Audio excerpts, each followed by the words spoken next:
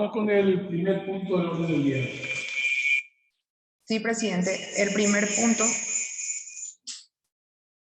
es el mensaje 2990, por el cual remite la Cámara de Diputados el proyecto de ley que establece la integración del Fondo Ganadero con el Banco Nacional de Fomento en lo que respecta a la promoción y financiamiento de planes, proyectos y programas de inversión pecuarios y de actividades industriales y agroindustriales que desarrollen y potencien al sector pecuario.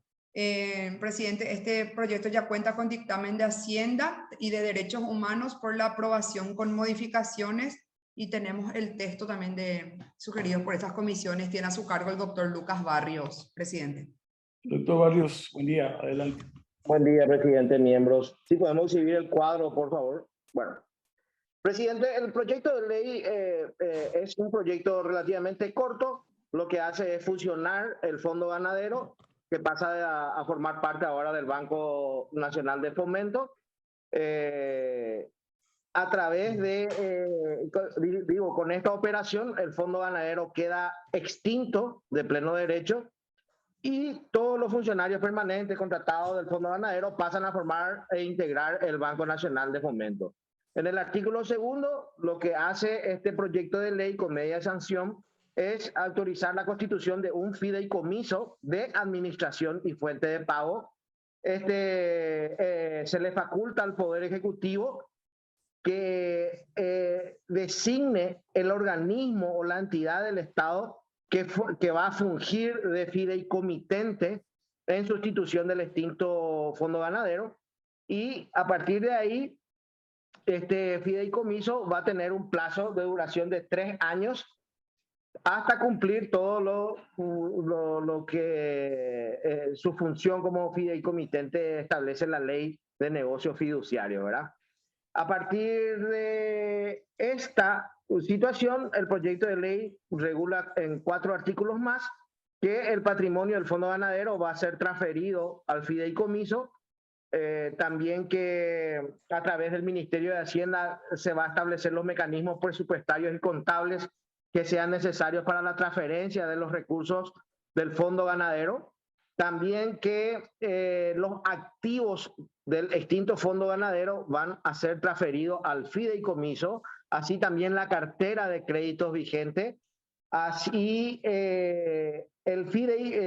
por último, digamos, se dispone que a partir del proceso de extinción del fideicomiso deberá honrar todos los compromisos el Banco Nacional, por supuesto, el Fondo Ganadero, y para eso se establecen los recursos que deben ser obtenidos del fideicomiso en el marco de este proyecto de ley.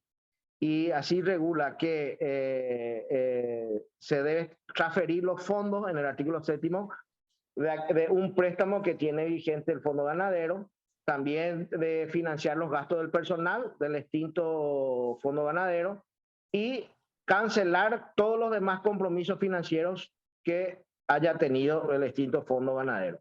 Con relación a los funcionarios, se establece que ellos van a cumplir, al menos los que tienen edad de jubilarse van a jubilarse, los que tienen conforme a la ley y al sistema de caja de jubilaciones y pensiones. Los que no reúnen esos requisitos pueden acogerse a beneficios contemplados en la ley 1626. Bueno, al beneficio contemplado, aquí hay una modificación que propone la Comisión de Hacienda que establece que se acojan a los beneficios de la ley 1626 en la función pública, que es una de las propuestas que establece la Comisión de Hacienda del Senado. Y también hay una modificación en el artículo 2, si volvemos a subir, que me olvidé, no mencioné, en el artículo 2, que es el artículo donde se autoriza el fideicomiso. La Comisión de Hacienda propone que se establezca ese fideicomiso, pero que previamente, ese es el agregado que hace, previamente se realice una auditoría del Fondo Ganadero por parte de la Contraloría General de la República y la Superintendencia de Bancos, el cual debe finalizar a un máximo de 30 días posteriores a la promulgación de la presente ley. Estas 2 propuestas de la Comisión de Hacienda se hace ya en virtud de todas las informes, notas y pareceres que se tiene del Banco Central del Paraguay, del Banco Nacional de Fomento, del Fondo Ganadero, de la Asociación de Funcionarios del Banco Nacional de Fomento y de los funcionarios del Fondo Ganadero, que también presentaron una propuesta y en ese sentido todos proponen la aprobación de este proyecto de ley con estas modificaciones en el caso de la Comisión de Hacienda, señor presidente. Por ahora eso. Dale, muchas gracias. Bueno, así como se señaló, esto fue girado, está en la Comisión de Hacienda y Presupuesto, que ya tiene dictamen de aprobación con modificaciones. También a Derechos Humanos, Economía, Cooperativismo, Desarrollo e Integración Económica, Industria y Comercio y Turismo, con quienes estamos sesionando en este momento cuentas y control de la Administración Financiera del Estado. ¿Algún colega que quiera hacer uso de la palabra? Yo pedí ahí en el chat, Hugo. Ahora estoy viendo exacto. Senadora, decide más sí. Sí, disculpen que no haya leído, por lo que les comenté antes, estuve ayer en el médico. El banco, vieron que hay yo estoy de acuerdo en general con el proyecto, con la modificación de Hacienda también, que se haga una revisión, porque es 14.000 millones de morosidad hay en el fondo ganadero. ¿Qué dijo el BNF de eso? O sea, se va a formar un fideicomiso. Ahora, ¿quién va a absorber esa deuda? ¿O como qué dijo el BNF? ¿Cómo se plantea pagar esto? ¿Esto va a absorber el BNF o quién va a absorber? ¿Cómo se va a saldar esa deuda del fondo ganadero que se tiene que auditar, obviamente? ¿Dice eso en el informe del BNF, presidente? Lucas, ¿tenés esa parte del informe? Así específicamente, presidente, no está. Lo que sí está en el proyecto de ley es que se establece el fideicomiso y el fideicomiso en el plazo de 3 años tiene que pagar todas las cuentas y los compromisos que tiene el Fondo Ganadero en el lapso de 3 años, ese fideicomiso. Y lo que se establece también en el artículo primero, a ver un poco, sí.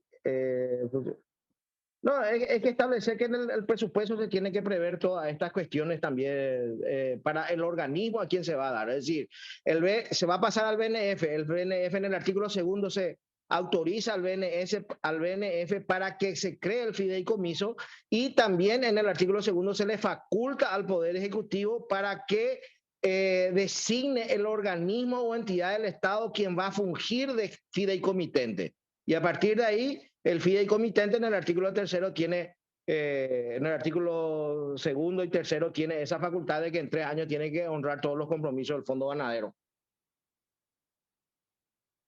Gracias, Lucas. Senadora Masi. O sea que no sabemos quién va a absorber este mono, para decirlo de alguna manera. Yo estoy de acuerdo que coste, esto siempre se ha discutido, que el fondo ganadero así separado de toda una estructura evidentemente no funcionó, pero no sé, me gustaría realmente tener más datos, pero yo estoy de acuerdo en general, y más todavía con las modificaciones de Hacienda, pero este fue justamente el debate, ¿verdad? Vamos a autorizar un traspaso de 14.000 millones, que no sea que después vengan con historia que el BNF es el que tenga que absorber eso, ¿verdad? Porque alguien va a tener que absorber eso, o se va a judicializar seguramente, no sé qué van a hacer, ¿verdad? Pero absorber así nomás 14.000 millones de morosidad, que parece nada, pero me parece, o condonar deudas, que puede ser también, ¿verdad? Lastimosamente ya, ¿por qué será que el BNF no opina, verdad? Y bueno, y la otra cosa, una pregunta, en todo caso voy a pensar, acá nosotros estamos derogando la ley, ¿verdad? Como es que haciendo desaparecer el fondo ganadero y se está modificando, esto por una cuestión de técnica legislativa nomás.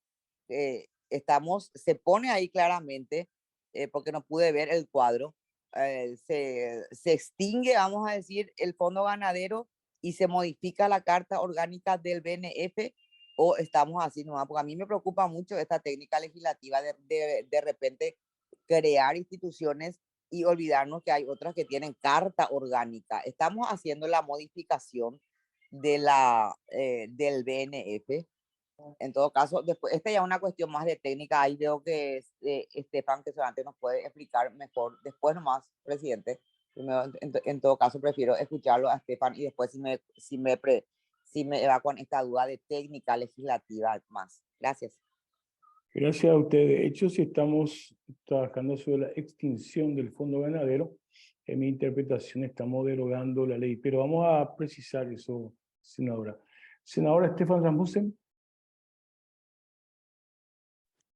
Sí, gracias, presidente. No, simplemente pero bueno, no escuché al principio, pero para explicar un poco las modificaciones de la Comisión de Hacienda. Básicamente son modificaciones acercadas por el BNF, ¿verdad? Específicamente en dos artículos.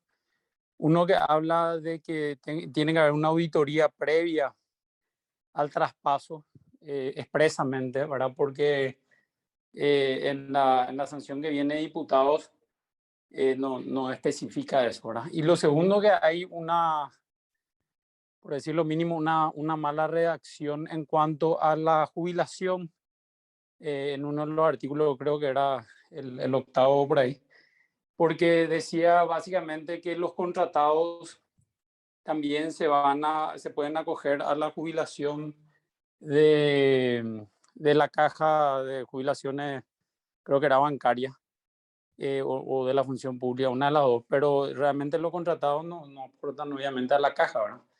Entonces ahí también había una confusión si los contratados finalmente pasan a ser permanentes o no, pero realmente no tiene nada que ver una cosa con la otra, ¿verdad? O sea, porque en esa parte se habla de la jubilación.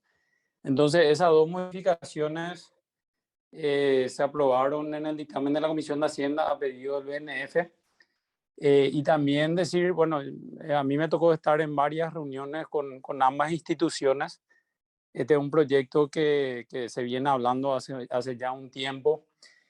De hecho, comentaron que el Fondo Ganadero este año no otorgó ningún crédito. O sea, está realmente así, sin hacer nada, ¿verdad? En pocas palabras, ¿verdad? Entonces, obviamente urge hacer esto, pero ahí había otras dos posiciones, ¿verdad? La gente del Fondo Ganadero, sobre todo los funcionarios, decían, no, esto tenemos que aprobar así, porque si no va diputados y demás. Pero estas dos modificaciones nosotros consideramos cruciales, ¿verdad? Para mejorar el proyecto y sobre todo en este tema de la jubilación, que era casi sin sentido, ¿verdad? Como estaba redactado. Entonces, simplemente, presidente, para explicar eso. En principio, toda la cartera del BNF, del Fondo Ganadero, no va al BNF, ¿verdad? Va a un fideicomiso, ¿verdad? Entonces, respondiendo un poco ahí a algunas consultas, en principio, el BNF no se hace cargo de la cartera. O sea, se va a buscar la forma, obviamente, de liquidar, de salvar y de hacer quitas y demás para que el perjuicio sea lo menor posible. Sí se hace cargo de lo que son alrededor de 100 funcionarios, y contratados creo que eran muy pocos, creo que eran o 4 o 6 personas. Gracias. Muy bien. Si nadie más pide hacer uso de la palabra, creo que el senador Retamos. Senador, buen día, le escuchamos. Buenos días, presidente, gracias. Voy a hablar por boca de ganso porque acaba de comunicarme con el presidente actual, Freddy Tiarribia, con el presidente del Fondo Ganadero, y solamente en 2 oportunidades pagó Hacienda la deuda, dice, y Fondo Ganadero cuenta con suficiente garantía para garantizar y recuperar las deudas que se tiene con el Fondo Ganadero. Hay propiedades hipotecados, Fondo Ganadero cuenta con suficiente patrimonio para recuperar en un 100% las deudas que se tiene con Fondo Ganadero. Ese es el informe que acaba de darme y eso cuenta todo en el expediente totalmente en este proyecto de ley, presidente y colegas. Es el informe que acaba de darme el presidente de Fondo Ganadero. Gracias. Gracias, senador. Nadie más pidió hacer uso de la palabra. Entonces voy a poner a votación. Presidente, yo quiero Senador preguntar. Enrique Baqueta. Sí, presidente, muchas gracias.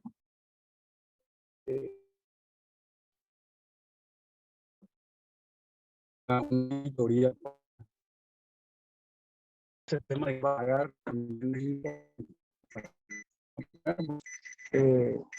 el Banco de Fomento también sabemos que es una entidad que está muy bien hoy, pero lo que tenemos que tratar también es de, para salvar una empresa, no cargarle a una empresa que anda bien toda la cuestión. Entonces, yo nomás quería entender un poco mejor quién es el que propone este proyecto, si de dónde viene el proyecto, este proyecto, y además de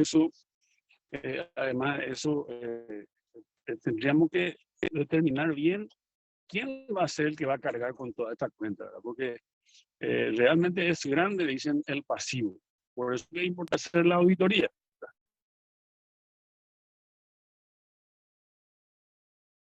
Gracias, senador. Este proyecto viene de la Cámara de Diputados. Entonces, solamente cuando fenece esto, eso también quería saber.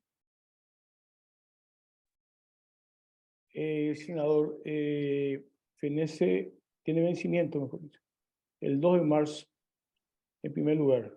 En segundo lugar, viene de la Cámara de Diputados, firmante del proyecto el diputado Hugo Ramírez. Y el senador Rasmussen, creo que él puede ampliar más, ya aclaró anteriormente que el Banco Nacional de Fomento no se hace cargo de las deudas, sino que hay un fideicomiso que se responsabiliza de las deudas que usted mencionó, senador. No sé si alguien más quiere referirse a este punto o voy de vuelta con el senador Baqueta.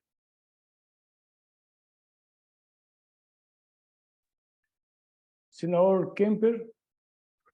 Gracias, presidente. Era un poquito, realmente dos consultas, una consulta y un pedido. Dijeron 18.000 millones de pasivos que hay. ¿Tenemos un listado de quiénes son las personas que tienen esas deudas con la institución o empresas o qué sé yo? Y como estamos en comisión, porque nos permite dialogar un poquito más, me gustaría saber, o si Estefan tiene ganas, se transfieren los recursos humanos, ¿verdad? La institución en sí, pero la deuda queda en un fideicomiso. Ok. ¿Cómo se gestiona eso? Para entender, nomás un poco, aprovechando, como dije, que estamos en comisión, ¿cómo se gestiona el tratamiento de esa deuda, el contacto? La quita, me imagino, es llamarle a la persona que deben, decirle, bueno, mira, tanta cuota, tanto interés de retraso, etcétera, y es disminuirle eso para que paguen lo más acercado posible al capital, ¿verdad? Pero ¿cómo se gestiona eso? ¿En qué institución es la que trata el fideicomiso? ¿Ya es a través de un banco donde se transfiere la cartera? ¿Cómo funciona eso, verdad? ¿Cómo se recupera? ¿Dónde quedan esos fondos? ¿Quedan en el fideicomiso? ¿Después de dónde va?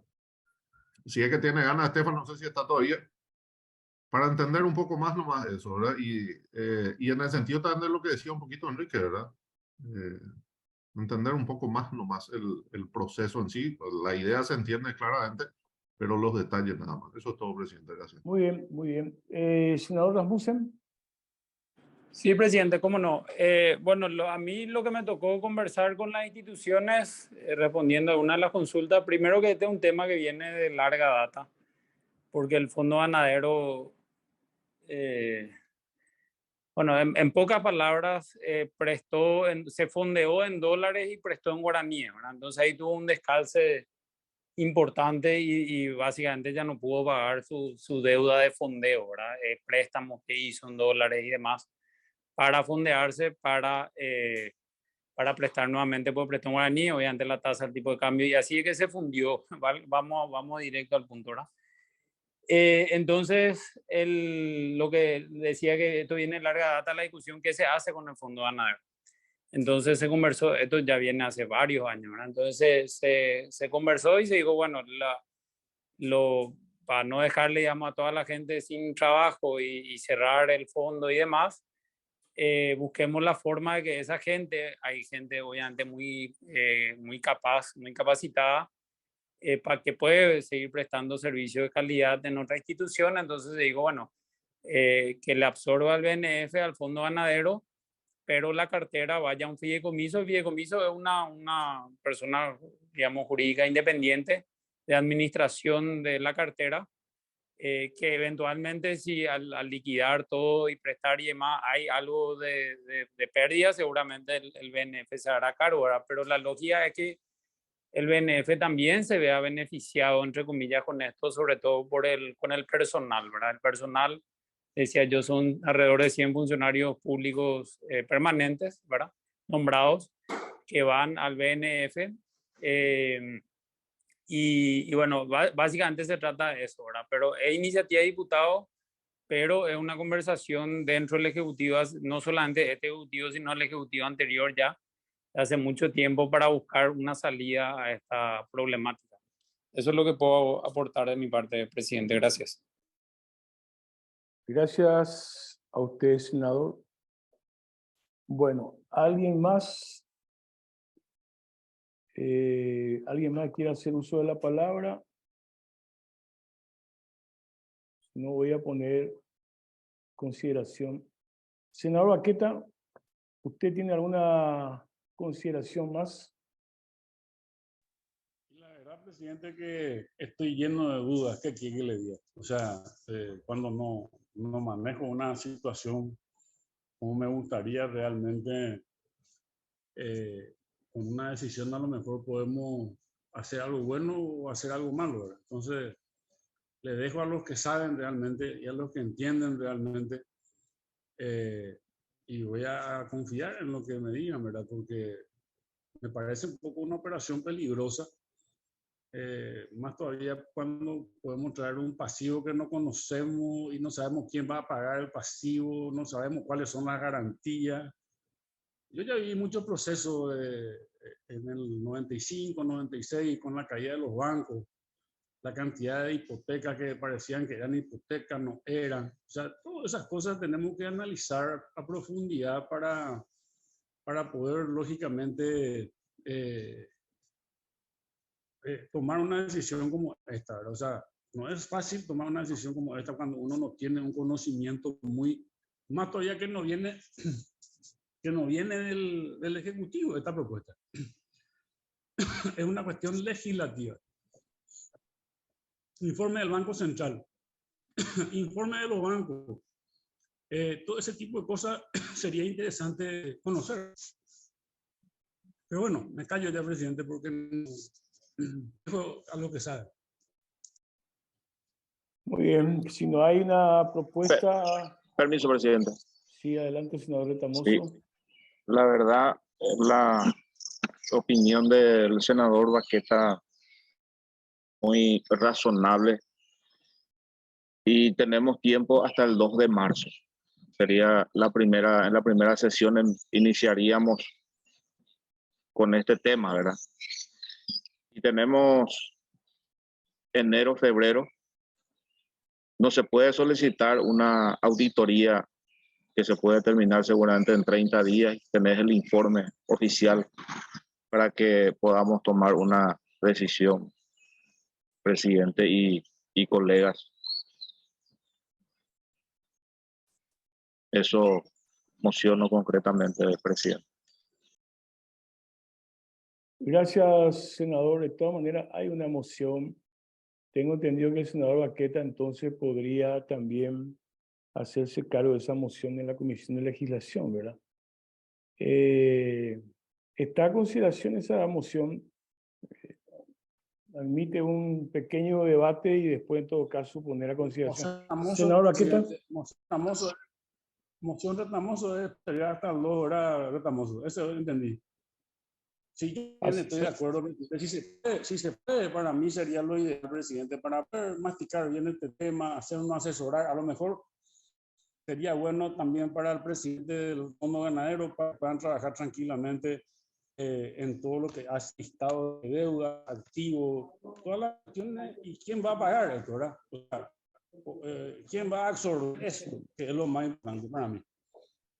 Que claro, eso en el proyecto. O sea, yo estoy de acuerdo que tiene que cerrarse el Fondo Ganadero. Eso no hay ninguna duda, ¿verdad? Porque no tiene ningún sentido que exista de esta manera.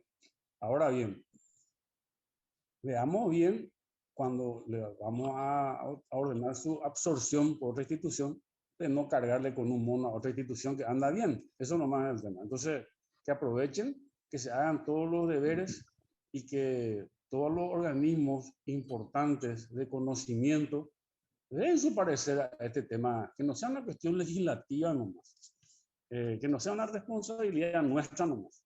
Yo quiero que sea una responsabilidad de todos los que conocen este tema, presidente. Nada más que eso. Gracias. Moción de Tamoso. Gracias a usted. De todas maneras, tengo que poner a consideración esa moción. Les quiero solamente decir de que la responsabilidad de informarnos más, que es absolutamente legítimo, como plantean, ya va a tener que ser una cuestión casi particular de cada senador o senadora, porque no creo que nosotros tengamos oportunidad de volver a reunirnos antes del 2 de marzo. El 1 de marzo reiniciamos el periodo parlamentario, pero sí, en todo caso, cada uno puede, como decía el senador Baqueta, tratar de responder a las preocupaciones que genera este proyecto.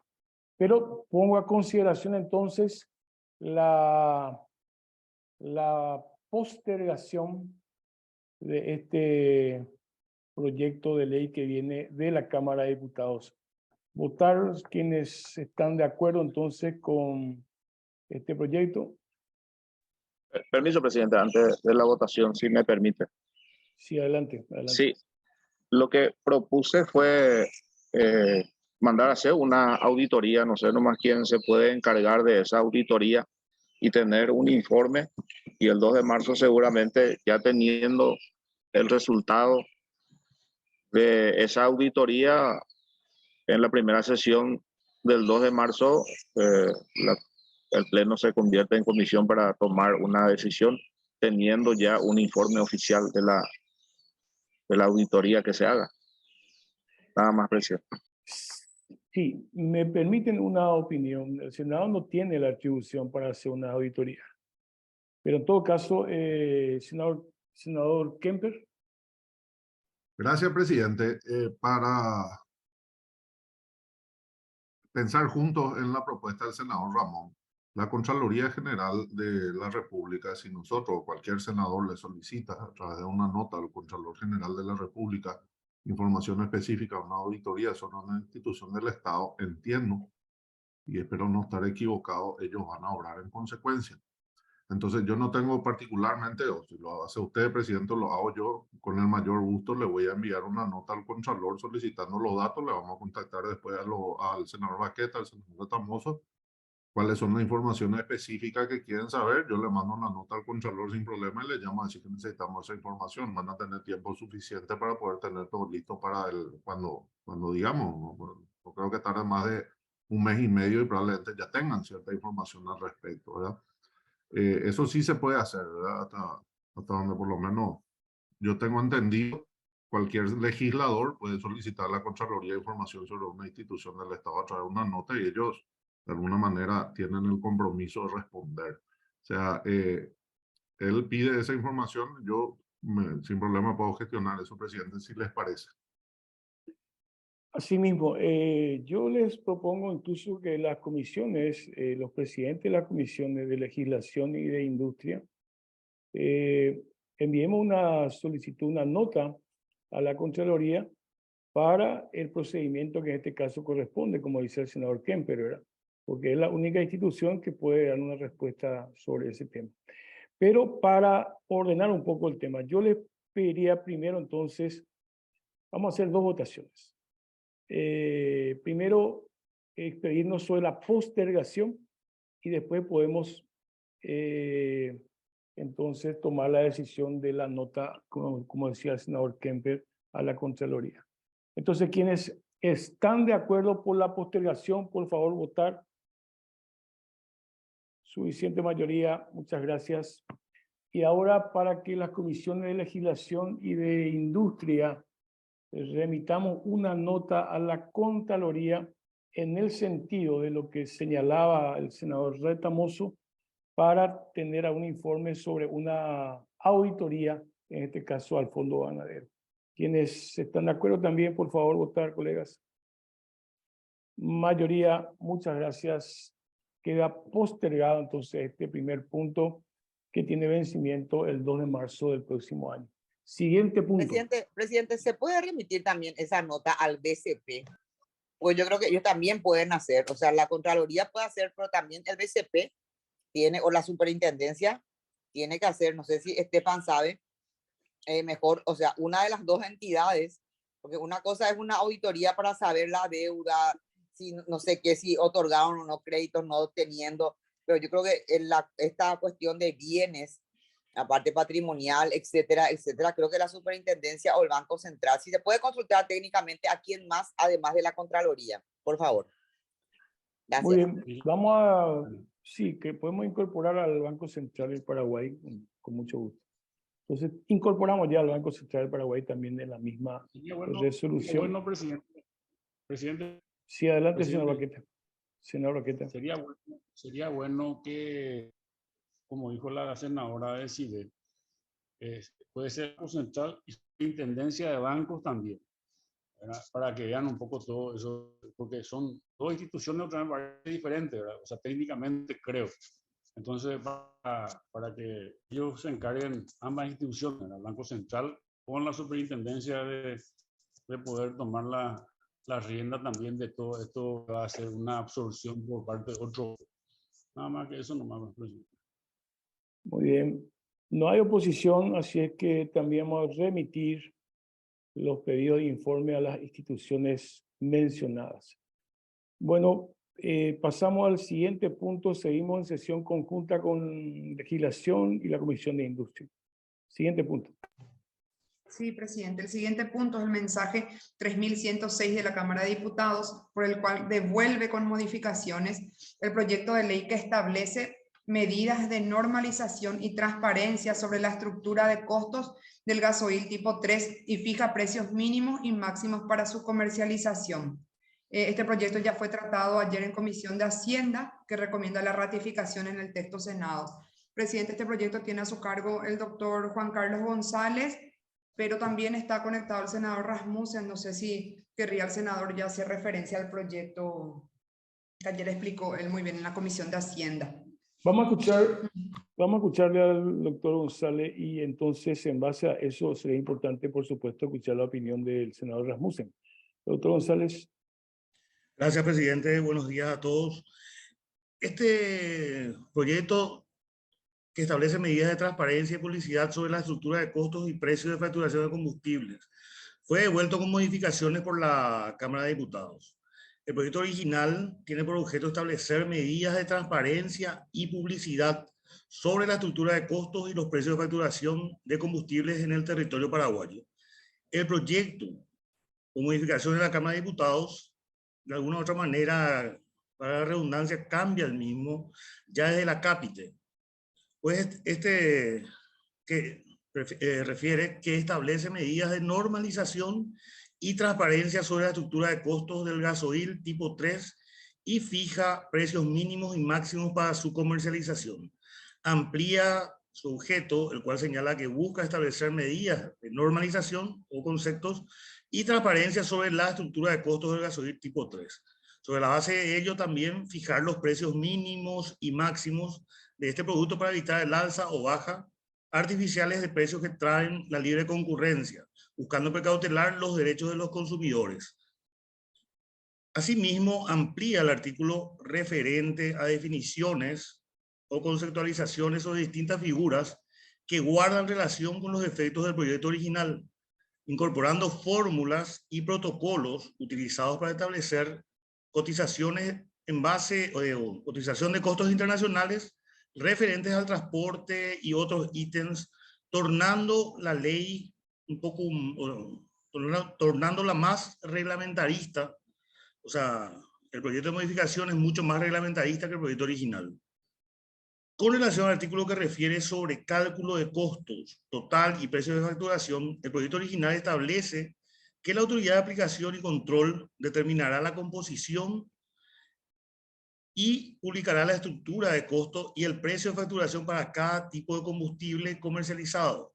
Las empresas están obligadas a remitir la información requerida por la autoridad de aplicación y control para el cumplimiento de la presente ley. La actualización y publicación de la estructura de costos y el precio de facturación para cada tipo de combustible se realizará en forma mensual.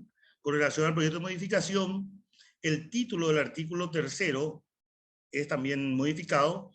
Acá se llama normalización de la estructura de costos del gasoil tipo 3. En él se crea la estructura de costos para el gasoil referido, la cual será determinada mensualmente por la Autoridad de Aplicación y Control en guaraníes por litro, conforme a los componentes listados en la tabla, en una tabla que se establece acá en el proyecto que se puede ver en el cuadro. Así como otras consideraciones referentes al mismo. La estructura de costos será preparada y publicada por la Autoridad de Aplicación y Control para cada mes calendario, sirviendo la publicación del mes calendario siguiente como actualización de la publicación del mes anterior. Con relación a la transparencia y publicidad, o sea, si nos vamos al artículo 4 del proyecto original, el mismo establece que las informaciones de la Autoridad de Aplicación referente a los costos tendrán carácter de información pública y de libre acceso a la ciudadanía sin ninguna restricción, salvo aquellos de carácter restringido o por disposiciones previstas en la ley. El proyecto de modificación refiere a una fijación de precios mínimos y máximos. Establece que los costos y precios deberán ser actualizados y publicados. No refiere sobre el carácter de la información pública del mismo. Autoridad de aplicación es el Ministerio de Industria y Comercio. Este podrá solicitar informes a instituciones públicas como ser la Dirección Nacional de Aduanas, el Ministerio de Hacienda y otras instituciones, a fin de corroborar y conciliar la información proveída. En este punto, la modificación de diputados agrega al Banco Central del Paraguay y a Petróleos Paraguayos. Con relación a las sanciones, son bastante similares. Se establece una multa por incumplimiento que va de 200 a 1000 jornales mínimos para actividades diversas no especificadas en la capital de la República, previo sumario administrativo. La modificación amplía el artículo de manera a reglamentar el tipo de conductas sancionatorias o punibles. El proyecto de modificación prevé un artículo transitorio que establece que la estructura de costos será preparada y publicada por la Autoridad de Aplicación y Control por primera vez para el primer mes calendario, que se inicie luego de cumplirse 60 días desde la promulgación de la presente ley. Desde entonces, la estructura de costos será actualizada mensualmente. Por último, reglamentación. Con respecto a esto, el proyecto original establece un plazo de 60 días para la reglamentación del presente proyecto. El proyecto de diputados prevé un plazo de 30 días para el mismo. Eso es lo que puedo referir con relación a las modificaciones de la Cámara Revisora, señor presidente. Muchas gracias. Acá tenemos que votar versión diputado con las modificaciones que acabamos de escuchar o la ratificación de la versión de la Cámara de Senadores. Hasta ahora tenemos un dictamen que es la de la Comisión de Hacienda, que es por la ratificación de la Cámara de Senadores. ¿Algún colega que quiera referirse a este proyecto? El senador Rasmussen. Senador, adelante. Sí, presidente, gracias. Bueno, lastimosamente, diputado, más que modificar, es un nuevo proyecto lo que enviaron, ¿verdad? Porque cambian de forma, de fondo, el sentido del proyecto. El sentido del proyecto, así como habíamos discutido varias veces y digo en primera vuelta, ¿verdad? Y tratamos de ser bastante cuidadosos en no entrar al tema de fijación de precios, sino que sea un seguimiento de transparencia y publicidad, más que de precio del costo, ¿verdad? Y como el objetivo principal era evitar, digamos, ciertos abusos y que eventualmente, si es que el precio baja a nivel internacional, el costo baja a nivel internacional, el precio también baje. Si sube, obviamente tendrá que subir y demás, ¿verdad? Pero la versión diputado vino ya una fijación de precio mínimo, máximo, una fórmula. Realmente es totalmente otro proyecto. No sé con qué fines. Sí tiene bastante vicios de inconstitucional, digamos, como viene de la CAPI, que era fijar precio máximo, mínimo de combustible. Por ley, obviamente puede traer grandes problemas de mercado ilegal, de contrabando, de un montón de cuestiones, ¿verdad? Entonces, por eso, así como yo acompañé el dictamen de la ratificación senadores en la Comisión de Hacienda, también acompaño ese dictamen ahora en la Comisión de Industria, que es la que me toca ahora. Gracias, presidente. Gracias a usted, senador. Otro colega, nadie está en el uso de la palabra. Nadie solicitó tampoco. Entonces voy a poner a consideración, en primer lugar, la ratificación de la versión de la Cámara de Senadores. Si podemos votar, colegas. Y suficiente mayoría queda el dictamen por la ratificación de la versión de la Cámara de Senadores. Siguiente punto.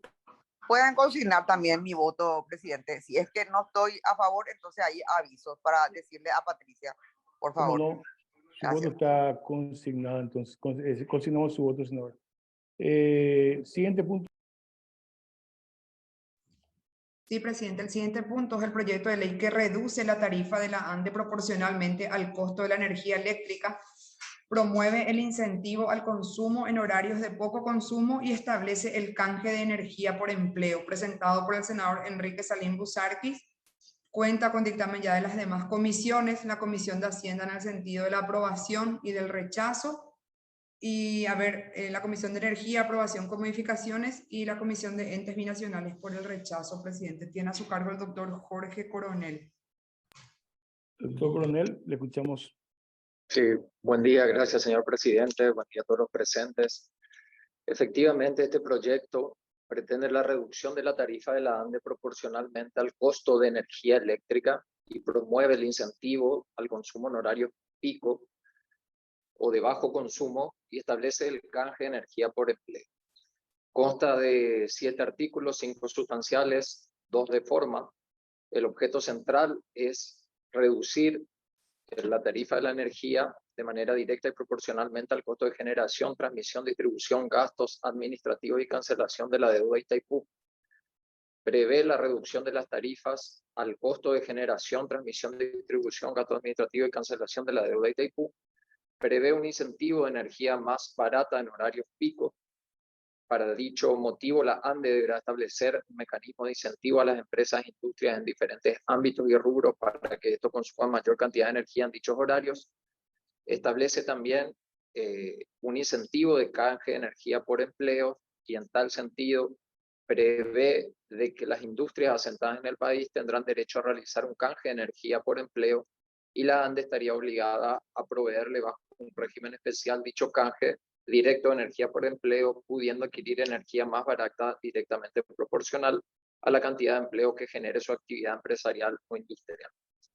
Luego establece que la entrada en vigencia, este fue un tema que la vez pasada estuvo siendo debatido y en discusión en la sesión que tratamos anteriormente, establece que la ley entraría a regir de pleno derecho una vez cumplido, dice el Tratado Itaipú Binacional, y luego previene los deberes del Ejecutivo de velar por el fiel cumplimiento de la ley a través de los organismos y entidades respectivas. Tenemos, como hemos dicho en sesión anterior, informes de la ANDE. Los informes se basan fundamentalmente en los siguientes puntos. El de la ANDE establece que la fijación de las tarifas de los servicios públicos por naturaleza, una facultad del Ejecutivo, conforme al artículo 238 de la Constitución Nacional.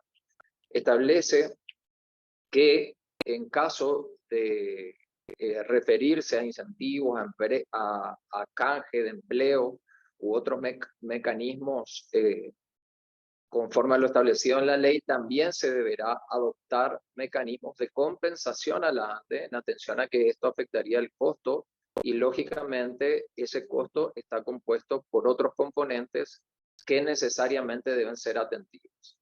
Luego hace una relación de cómo se calcula la tarifa, cuál es la estructura del valor de la tarifa y fundamentalmente establece también de que existe un pliego de tarifas vigente en donde se establecen cuáles son los suministros y consumos y que en dichos costos también se deben tener presente aquellos gastos necesarios que realiza la ANDE para las inversiones pertinentes de distribución y compañía. Luego está el informe del Ministerio de Hacienda. Dentro del informe del Ministerio de Hacienda fundamentalmente hace referencia a que en los últimos 10 años la ANDE no ha alcanzado la rentabilidad mínima establecida por la ley 966 del 64, siendo incluso la rentabilidad negativa para los años 2015, 2016 y 2021, conforme a datos de la memoria anual. Y que la ANDE, conforme a su carta orgánica, previene que las tarifas deberán ser fijadas de forma tal que generen un ingreso neto anual no inferior al 8% ni superior al 10% de la inversión inmovilizada, y que este aspecto podría verse afectado con el proyecto. Por su parte, el Ministerio de Trabajo, Empleo y Seguridad Social sencillamente establece que, o informa de que el proyecto, para que pueda ser operativo, la ley deberá necesariamente establecer el alcance y ámbito de aplicación de los beneficiarios, los requisitos para acceder al régimen y los criterios, indicadores, mecanismos y procedimientos para que pueda ser realmente operativo el contenido de la norma. En general, esta es la síntesis del proyecto y me quedo atento a cualquier inquietud o consulta al respecto. Gracias. La última sesión de la comisión se había resuelto invitar al senador proyectista, al senador Salín Busar, para que nos acompañe en esta sesión, de tal manera ampliar las explicaciones. Se hizo ese procedimiento, pero no tenemos el contacto con el senador. Bueno, algún senador, senadora que quiera referirse a este proyecto? Presidente. Sí, adelante, senadora. Si no hay cambios, yo no sé, ¿hay un cambio en Hacienda o no hay cambio? Porque justamente todo esto que acaba de relatar Jorge, yo había cuestionado, ¿verdad? La ley tiene, o sea, la ANDE tiene su tarifario, tiene pérdida, tiene, o sea, ¿cómo se va? Nada de eso se contempló en el dictamen de aprobación que tiene Hacienda. O sea, no se hizo caso al dictamen de la ANDE ni de Hacienda, pero sobre todo la ANDE, porque o si no, yo voy por el rechazo, ¿verdad? Si no se tiene en cuenta una serie de objeciones que te está diciendo la ANDE, que justamente que esto que aquello, yo por lo menos voy a ir por el rechazo. No, ¿qué es lo que al final, qué modificación, o sea, o Hacienda introdujo modificaciones que incorporan lo que dice ANDE y lo que dice Hacienda, o no se hizo nada de eso, o se aprobó nomás? Pregunto. Senadora, hay dos dictámenes de la Comisión de Hacienda. Un ratito, estoy pidiendo la palabra. Sí, déjeme un ratito responder a la senadora Massa. Hay dos dictámenes de la Comisión de Hacienda. Un dictamen es por la aprobación, otro dictamen es por el rechazo. La Comisión de Hacienda no tiene aprobación con modificaciones.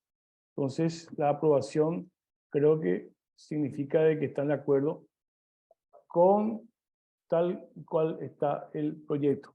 Esa es la respuesta, senadora. ¿Alguien más pidió la palabra? Senador Kemper y después el senador Retamoso. Senador Kemper. Gracias, presidente.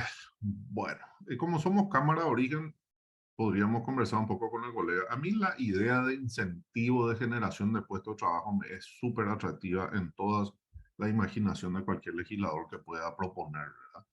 No me queda totalmente claro cómo se bajaría a tierra esa idea y que realmente genere o que incentive al empresariado a tener más funcionarios a cambio de una tarifa. Pero la idea en sí me parece muy interesante, como muchas otras iniciativas que hay también, porque creo que es algo que tenemos que preocuparnos, que es buscar la construcción de políticas públicas para generar más puestos de trabajo, que es lo gigante, una necesidad, y si puede ser apuntado a los jóvenes con más razón. En cuanto a lo que es la tarifa, nosotros estábamos trabajando, queríamos hacer a pedido del senador Retamoso, no sé si eso también va a hablar, una mesa técnica para ver justamente estos detalles que entiendo Hacienda habrá hecho, por eso que ya tiene también dictamen. Pero me parece que podríamos eventualmente, presidente, si es que los colegas quieren postergar la emisión de dictamen de esto y pedir en el pleno que se postergue. No sé cómo fueron las posiciones, porque no me acuerdo realmente en Hacienda cómo van a estar los números, para poder tener un poquito más de tiempo, poder hacer esas mesas pendientes, que realmente es lo que nos jodió el PGN. ¿Verdad? Todos sabemos que cuando entramos al PGN, la agenda se centra alrededor de eso principalmente, y no pudimos hacer esas reuniones que fueron solicitadas por miembros de la Comisión de Industria para poder tener más claridad o eventualmente presentar modificaciones, ya que veo luego que algunos colegas dicen que si no se toca o no se modifica conforme a lo que dice, o por lo menos algo parecido a lo que dice Hacienda y la ANDE, van a ir por el rechazo. La esencia del proyecto es interesante, ¿verdad? Entonces, quiero saber si es que tenemos interés en postergar y tratar de que postergue el Pleno, considerando sobre todo que ya hay dictamen, proponer eso, presidente. Todo, gracias. Gracias. Voy a tomar entonces como una moción la del senador Kemper y voy a poner a consideración después de que haga uso de la palabra el senador Retamoso. Senador. Gracias, presidente. Justamente en nuestra reunión de la comisión anterior yo había solicitado convocarles a los representantes de la institución porque estamos en un momento político muy sensible, presidente y colegas. Yo también puedo presentar un proyecto de ley que baje el combustible a 5.000 guaraníes en este momento para tener votos para mis 45 candidatos titulares, como soy el suplente 1, ¿verdad? Y estamos en un momento político muy sensible y este proyecto huele a un interés político en este momento, sin antes de escucharle al presidente de la ANDE o a su representante para ver sus costos de energía, costo operativo, y que nos demuestre con números si es factible o no. O si no, atropellaríamos de esta manera nosotros desde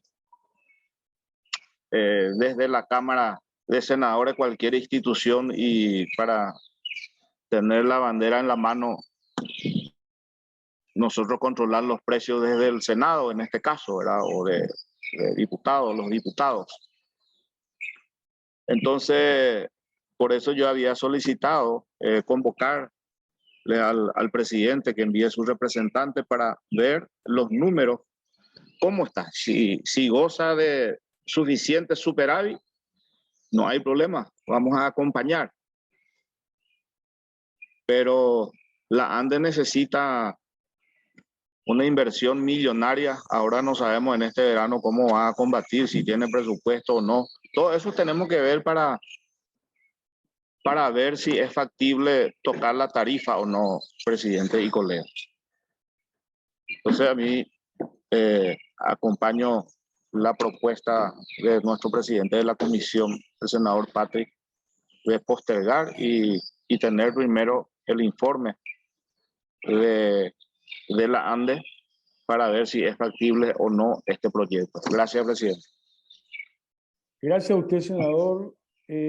Pongo a consideración la moción de postergación de este proyecto y, por supuesto, con la argumentación de la necesidad de convocar a las autoridades, principalmente de la ANDE, de tal manera a trabajar, a conformar una mesa de trabajo sobre este proyecto. A consideración, colegas, la votación, la postergación. Mayoría. Presidente, pero yo creo que hay que, una cosa nomás, yo estoy de acuerdo con la postergación y si no voy a ir por el rechazo, ¿verdad? Pero no, yo creo que tenemos que hablar, porque la última vez que yo pedí el nombre de la comisión, Salín se enojó demasiado conmigo, ¿verdad? Que yo creo que hay que explicarle lo que queremos hacer, ¿verdad?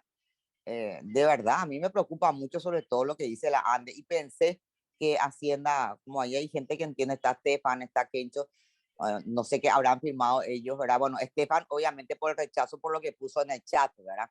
Pero yo pensé que habían modificado, pero yo creo que hay que hablar bien con Salín porque es cierto que hace 2 meses está pidiendo, pero también es cierto lo que dijo Patrick, ¿verdad? Que no se pudo, que no hubo una reunión física con esta gente para que ellos puedan explicar. No, pienso nomás que hay que hablar, porque si no se va a empecinar ya conociéndolo, porque la última vez se me molestó bastante cuando nosotros postergamos por segunda vez, otra vez, pero me parece, no, tenemos que tener cuidado con la ANDE sobre todo, ¿verdad? Y todo lo demás pues es cierto, porque si no vamos a debatir ya otra vez en el pleno, claro que todos queremos atraer inversiones y la franja que se le da supuestamente al sector, y también si cambian de horario, ¿verdad? De las empresas y las industrias también se le baja la tarifa, pero hay que ver pues lo que eso significa para la ANDE. No, solamente para hablar bien con Salim, lo que el jueves cuando nos veamos yo le voy a volver a decir, porque si no va a insistir en que se le apruebe o toma mal, y bueno, y ahí ya cada uno tendremos que votar. Tenemos que estar preparados nomás para que cada uno tenga su postura y pueda defender, ¿verdad? Eso nomás porque Salim está muy empecinado, se molestó mucho la última vez. Es cierto que postergamos como un mes o 2 meses, ¿verdad? Gracias. Muy bien, así será, senadora. Ya, de hecho, hemos votado la postergación de este proyecto. Hasta acá venimos entonces con la reunión conjunta con la Comisión de Industria. Le agradecemos a los colegas de la Comisión de Industria por la participación y continuamos nosotros entonces como en la reunión de la Comisión de Legislación. Gracias, colegas. Gracias, colegas. Gracias, presidente. Técnico. Muy bien. Seguimos en la Comisión de Legislación. Siguiente punto. Sí, presidente. Es el punto 4, el proyecto de ley que establece el destino de inmuebles rurales y urbanos sujetos a la ley 1876/2014 de administración de bienes incautados y comisados y deroga la ley 6396/2019, presentado por los senadores Miguel Fulgencio Rodríguez, Enrique Salim Busarquis, Hugo Richer, José Gregorio Ledesma, Carlos Sena, Pedro Santa Cruz y Jorge Querey. Este proyecto fue dictaminado en la fecha por la Comisión de Reforma Agraria, recomendando la aprobación sin modificaciones, y tiene a su cargo el doctor Lucas Barrios. Lucas Barrios, adelante. Presidente, si podemos mostrar el cuadro también, por favor. Sí, cómo no. Vamos a proyectar. Para poder explicar bien las modificaciones que se proponen. Vamos a proyectar un ratito y ya proyectamos.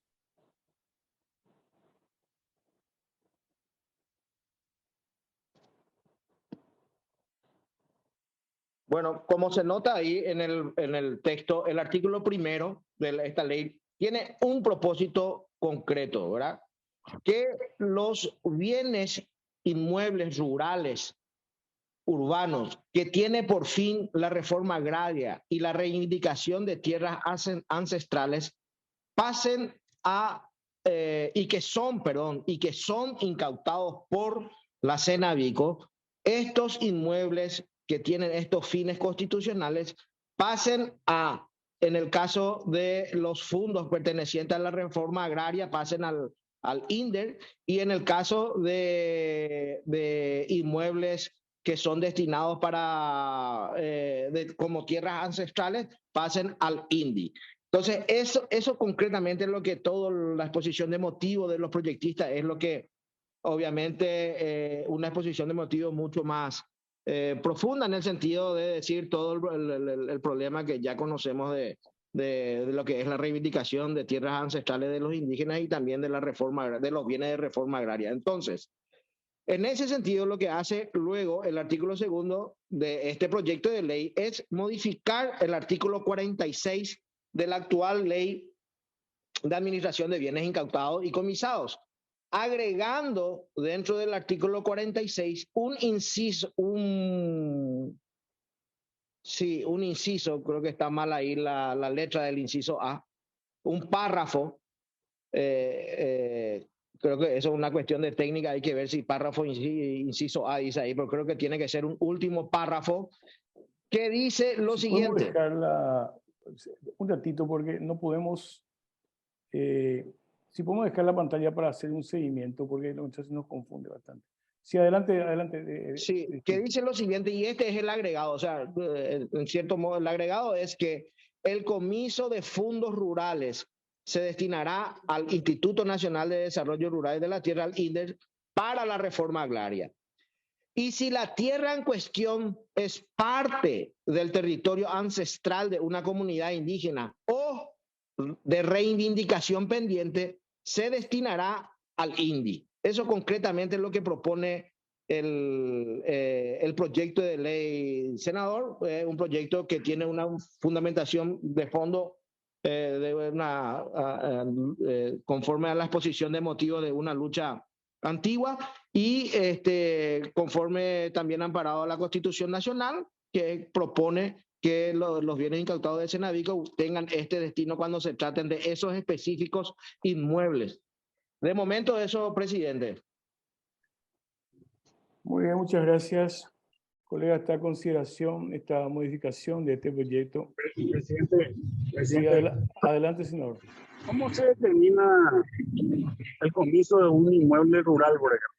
Para tener una idea, ¿cómo es ese tema de los bienes inmuebles rurales comisados y los bienes ancestrales comisados? ¿Cómo sería el comiso cuando se da? ¿Qué figura se da? Con la Senavico se está haciendo. Claro, acá, para ubicar un poco el contexto, acá hay una situación, recientemente se le había convocado a la titular de Senavico, también a gente de la Procuraduría. Está las propiedades que pertenecieron al señor, conocido más bien, no sé, no recuerdo el nombre, conocido como Cabeza Branca. Este señor tiene cerca de entre 6.000 y 7.000 hectáreas entre el departamento, son tres propiedades, entre el departamento de San Pedro y el departamento de Concepción. Entonces, a partir de ahí se da el debate sobre este tema, de tal manera a que esas propiedades que en este momento están siendo administradas por la Senavico también tengan como destino a la reforma agraria a través de esas instituciones mencionadas, el INDER y el INDI específicamente. Eso es lo que generó o lo que motivó la presentación de este proyecto de ley, la incorporación del concepto entonces de la reforma agraria cuando se trata de tierras rurales, como se especifica en el artículo mencionado. Eso es básicamente, senador.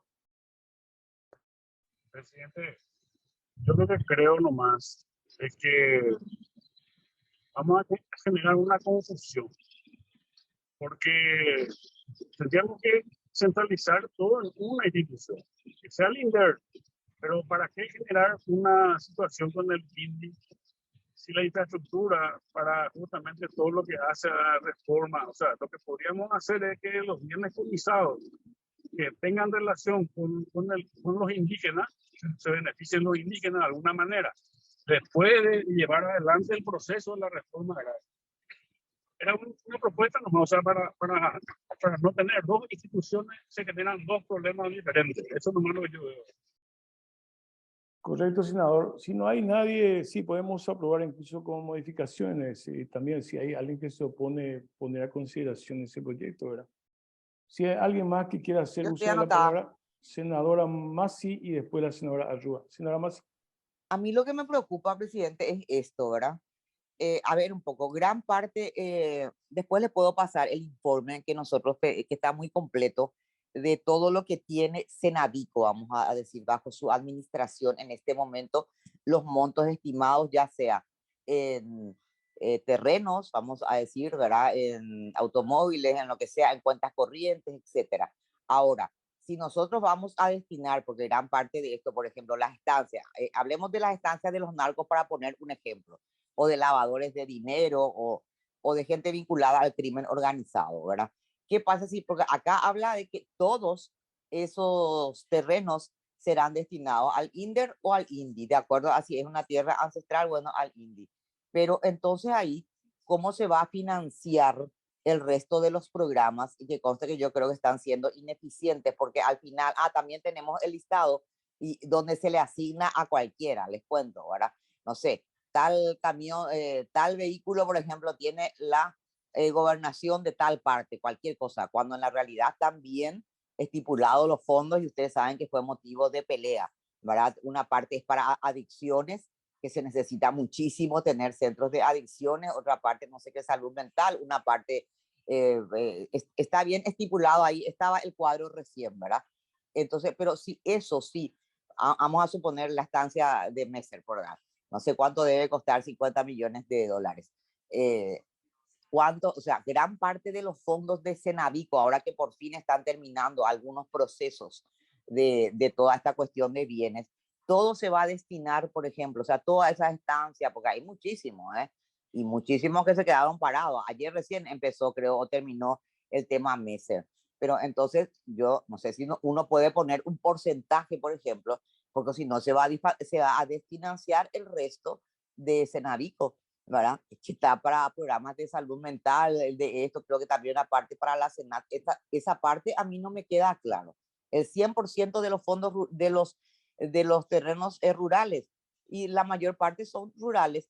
Si esta gente tiene estancias, aparte también tienen departamento, tienen Lamborghini, tienen muchas partes, pero las estancias todas se van a destinar al INDER y al INDI. Y yo estoy de acuerdo en que un porcentaje vaya, que puede ser una solución para el tema de la gente que no tiene terreno, pero todo, yo creo que debe haber un porcentaje, porque si no vamos a desfinanciar, o no sé si vamos a desfinanciar, no quiero tampoco correr el riesgo, ¿verdad?, de decir eso, pero creo que podemos afectar, ahora que por fin, luego de insistir mucho, están planificando para abrir centros de adicciones, porque Cenavico tiene muchos fondos, tiene más fondos que, no sé, que 3 direcciones, por ejemplo, de salud mental, que el psiquiátrico y que no sé qué, y resulta que no están gestionando la transferencia de fondos. Pero esa es mi preocupación en este caso. No se puede poner un porcentaje, no se puede poner, porque en serio corremos el riesgo de desfinanciar. Y yo consulto eso. Gracias. Gracias, senadora. Senadora Arrua. Y mi preocupación va más o menos en el mismo sentido. Por un lado, Cenavico hasta ahora no está utilizando sus fondos porque la reglamentación no estaba terminada, por lo menos hasta la última vez que yo conversé con la titular.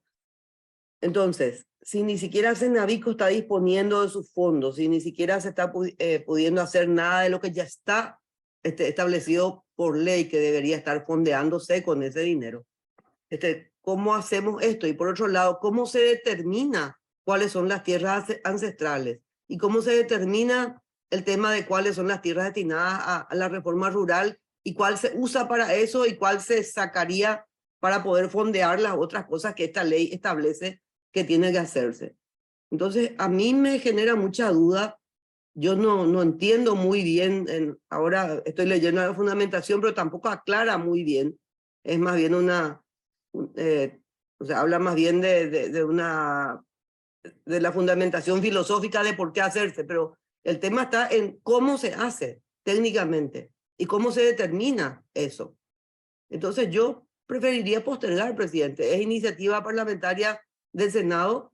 Deberíamos analizar un poco más y para que realmente sea útil ver que no se contraponga con lo que ya tiene que hacer Cenavico y ver sobre todo que esa reglamentación de Cenavico salga y que esté vigente y que veamos cómo va a funcionar antes de agregar más cosas. La intención me parece buena, pero sinceramente me parece confuso cómo se va a aplicar, presidente. Muy bien, vamos, siendo una moción, voy a tener que poner a consideración un solo comentario, si me permiten. Esas tierras en este momento están siendo arrendadas. O sea, en este momento, el problema de la reproducción de propietarios en el esquema de la tierra, incluso en el caso de las tierras, por ejemplo, de Cabeza Branca. Gente que ya tenía muchas tierras son los que ahora están de vuelta arrendando las mismas tierras. Entonces ahí realmente hay una visión muy complicada en cuanto a la distribución de las tierras que recupera el Estado paraguayo, ¿verdad?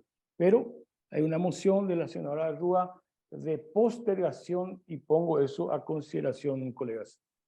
Presidente, ¿me puedo leer un poco antes? Así rápidamente nomás el informe que nosotros tenemos para que tengamos nomás una idea. Sí, como no. Y también Adelante. para que todos insistamos. Este es el resumen. Esto en la realidad pidió la Comisión Antilavado y nosotros la que presidía Jorge Querey, y la bancada hizo la sistematización. O sea, es un resumen ejecutivo, tiene como 2000 páginas esto. El valor total de los bienes incautados y comisados que se hayan tasados asciende a 179 millones de dólares. 179, lo que están tasados. Bajo la administración de Senavico se encuentran 710 vehículos de diversos tipos, de los cuales 545 se encuentran incautados, 165 comisados. Pendientes de tasación, 26 aeronaves. El valor total de los vehículos incautados que se hayan tasado asciende a 67 millones de dólares. 187 inmuebles, 150 urbanos y 37 rurales se hallan bajo la administración de Senavico. Del total, 170 incautados y 17 comisados. 38 inmuebles se encuentran pendientes de tasación. El valor total estimado suma 169 millones de dólares.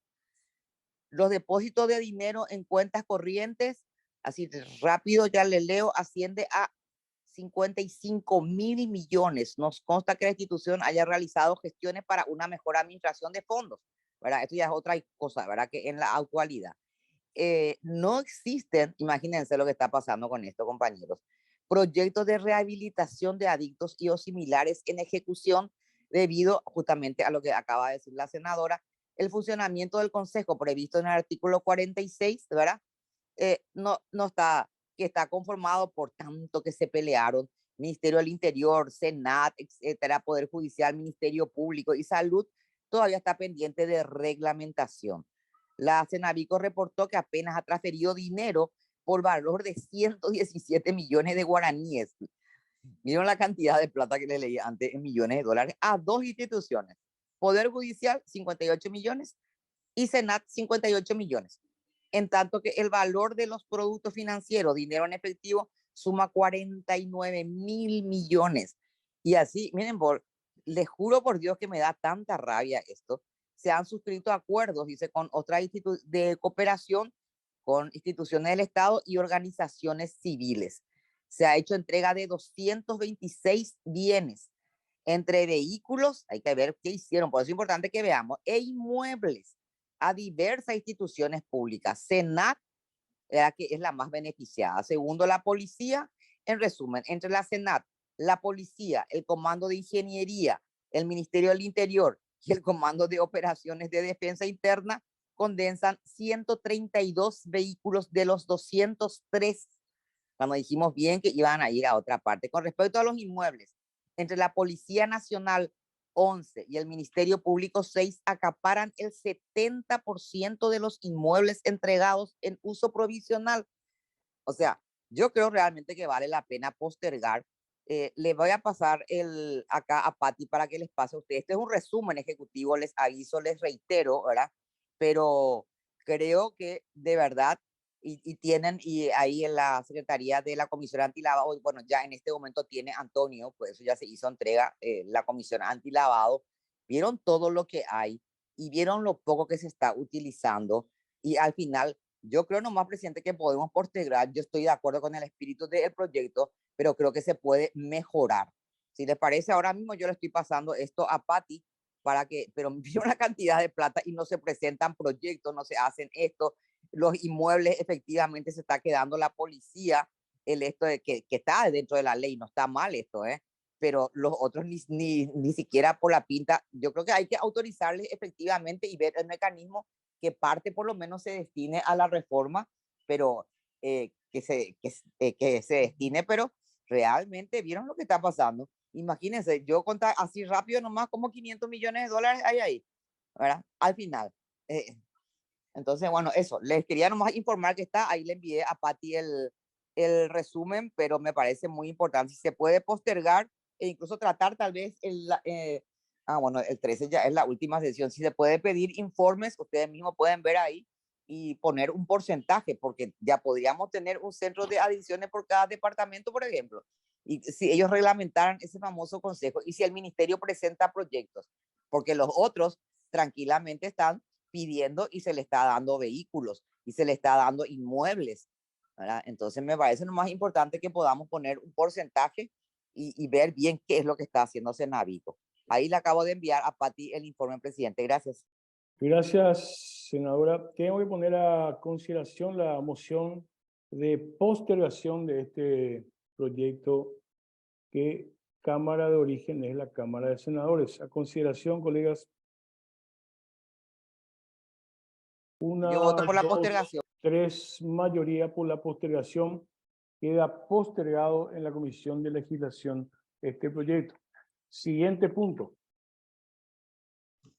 Sí, presidente, el siguiente punto es el mensaje 2957 de la Cámara de Diputados, por el cual remite el proyecto de ley que rectifica el nombre del municipio de Salto del Guairá a Saltos del Guairá, departamento de Canindeyú. Tiene a su cargo el doctor Juan Carlos González. Doctor González. Gracias, presidente.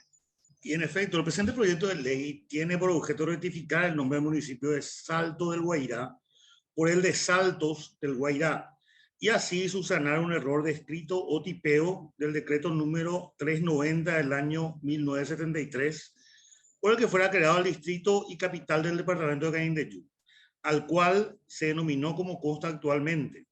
Como antecedentes del mismo, se hace referencia a que esta localidad o pueblo existía desde 1550, con la presencia de nativos y jesuitas, y como antecedente histórico principal que en el año 1959 se funda la colonizadora Saltos del Guairá, que se encargó de desarrollar urbanísticamente el lugar conocido como Reserva Fiscal número 10. Todo esto antes de la distritación. El término o denominación Saltos del Guairá es en consideración a las 40 cataratas que tenía el Paraguay en aquel entonces, situados antes del conflicto de Puerto Renato en 1965. Existen pedidos y resoluciones de la Junta Municipal y de otros entes con relación a este proyecto y con relación a la aprobación de este proyecto, señor presidente. Muchas gracias. Cámara de Orígenes, Cámara de Diputados. Está a consideración, senadora Arrúa. Por la aprobación, presidente. Ah, ya. Justamente habíamos postergado en la Comisión de Asuntos Municipales y Departamentales para pedir el parecer de la Junta, y una vez que ahora ya tenemos eso, entonces creo que corresponde la aprobación. Muy bien. Pongo a consideración entonces por la aprobación de este proyecto de ley que viene de la Cámara de Diputados. Sí, podemos votar, colegas. Hay cámaras, ahí está. Mayoría, entonces, por la aprobación de este proyecto de ley. Siguiente punto. Sí, señores senadores.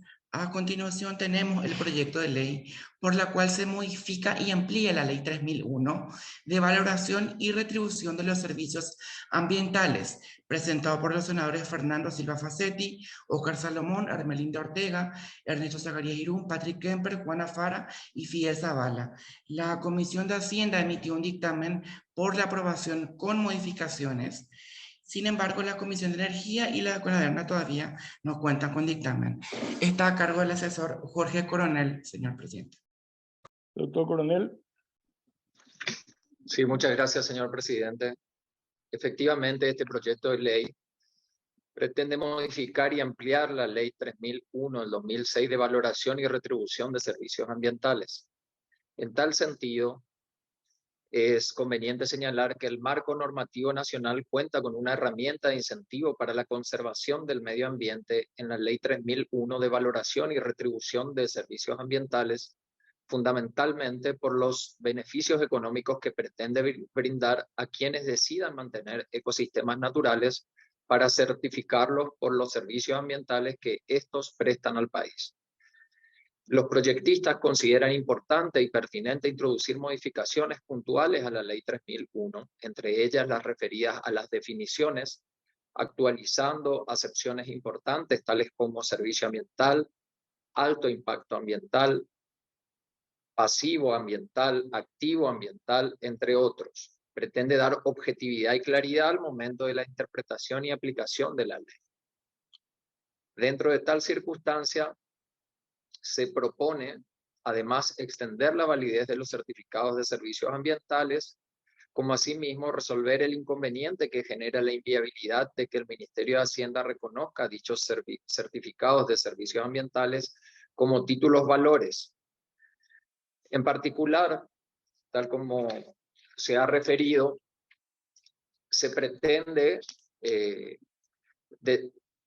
introducir modificaciones en las definiciones y las definiciones que son en dicho aspecto modificadas serían medio ambiente, alto impacto ambiental, obras y actividades de alto impacto ambiental, costos ambientales, activos ambientales con sus clasificaciones en naturales y no naturales, pasivos ambientales, servicios ambientales, determinando cuáles son los servicios ambientales, aquellos relacionados con la mitigación de la emisión de gases de efecto invernadero y aquellos relacionados con la protección de los recursos hídricos. Además, también define prestador de servicios ambientales, beneficiario de servicios ambientales, certificado de servicios ambientales, los sujetos obligados, la cuota parte, que aquí aparece una novedad, diríamos, porque es el aporte que se hace en relación a la posibilidad de que ese certificado ambiental pueda ser incorporado como cuota parte, como aporte de personas físicas o jurídicas para su inversión predominantemente en el mercado de valores de oferta pública. Asimismo, se hace referencia a los derechos correspondientes a la retribución por los servicios prestados, al igual que establece la autoridad de aplicación y la regulación correspondiente, determina la negociabilidad de los certificados de servicios ambientales, las obligaciones de los generadores de pasivos ambientales, la valorización del costo ambiental o pasivo ambiental, establece y crea el régimen de servicios ambientales, cuyo objetivo es establecer un mecanismo técnico y administrativo que permita la valoración de los diversos servicios ambientales definidos en la presente ley, entre otros aspectos. Y dentro del contexto general, lógicamente, el proyecto inicial ha sufrido algunas modificaciones que fueron introducidas, entiendo yo, para dar respuesta a aquellas audiencias públicas que se han hecho y a las críticas que ha tenido puntualmente en cada una de esas normativas. Y en dicho sentido existe unas modificaciones puntuales que se dan fundamentalmente, a mi modo de ver, en la acepción de certificado de servicios ambientales, que esto estaría en el artículo 2º, inciso L. ¿Sí? Si podemos eso proyectar. Allí establece que es un documento libremente negociable tanto en el mercado nacional e internacional para el pago de compensaciones medioambientales. El certificado expresará su valor nominal, indicativo de referencia de acuerdo a las fórmulas a reglamentarse, las que tomarán en cuenta la ecorregión, el tipo de servicio ambiental y la cantidad de hectáreas. Estos certificados podrán, si el tenedor del certificado así lo desea, constituirse en cuota parte o título valor según los mecanismos establecidos en la legislación vigente. Luego también la definición de sujetos obligados, en donde previene que son sujetos obligados a adquirir los certificados ambientales en los términos establecidos por la presente ley y sus reglamentaciones, toda persona física o jurídica que haya sido condenada a la compra de certificados de servicio ambiental por haber causado un daño ambiental por sentencia judicial o administrativa, realice una obra o actividad definida como de alto impacto ambiental. Allí también, en el inciso siguiente, N sería en este caso, donde se establece la definición de cuota parte, previene el certificado de servicio ambiental, que a voluntad de su titular es convertido en aporte para su inversión predominantemente en valores de oferta pública, estos aportes podrán ser integrados como patrimonio en fondos especiales y tendrán características iguales representadas por certificados de participación emitidos por la sociedad administradora en nombre del fondo, los mismos que pueden adoptar la forma de títulos o anotaciones en cuenta. En general, también existe en la definición de certificado de servicio ambiental una incorporación,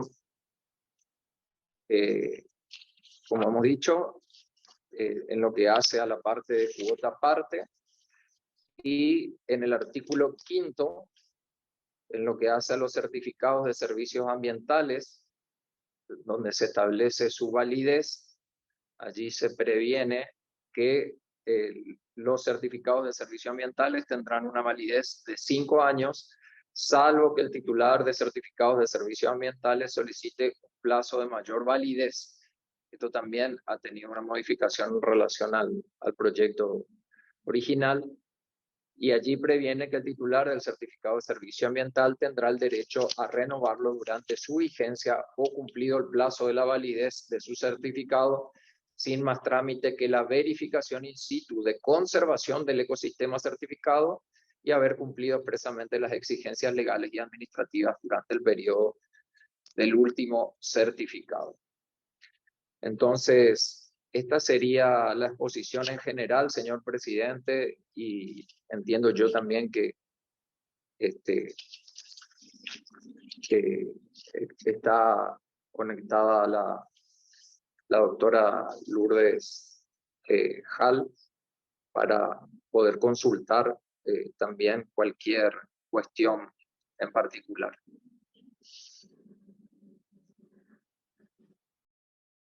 Sí, muchas gracias. Vamos a ir con la doctora Lourdes entonces para ampliar sobre este proyecto de ley y después pasamos al debate, colegas. Doctora. Sí, muy buenos días, señores senadores. Sí, Javi me puede ayudar a hacer una breve presentación del PowerPoint. Este proyecto es realmente muy interesante y muy propicio, teniendo en cuenta de que existe también un fondo pendiente para apoyar esta iniciativa. ¿Qué es lo que se busca? Se busca que los propietarios de propiedades que tienen un ecosistema puedan lograr un beneficio económico real por la conservación del medio ambiente. ¿Y esto cómo se logra? Certificando los componentes del ecosistema que hacen a su propiedad. Entonces, solamente a punto de referencia, nosotros en Paraguay tenemos 40.675.000 hectáreas. De esas hectáreas tenemos 18 millones de hectáreas que son bosques. 10 millones de hectáreas están con el sector privado, 6 millones de hectáreas son bosques protegidos y un millón de hectáreas son de comunidades indígenas. Y luego, entre otros, tenemos 960.000 hectáreas. Siguiendo la siguiente lámina, Pati, por favor. Del potencial que se tiene de certificar 18 millones de hectáreas, actualmente nosotros únicamente tenemos certificadas 934.000 hectáreas que representan a 107 certificados. Y de estos, 103.000 hectáreas son territorios ancestrales.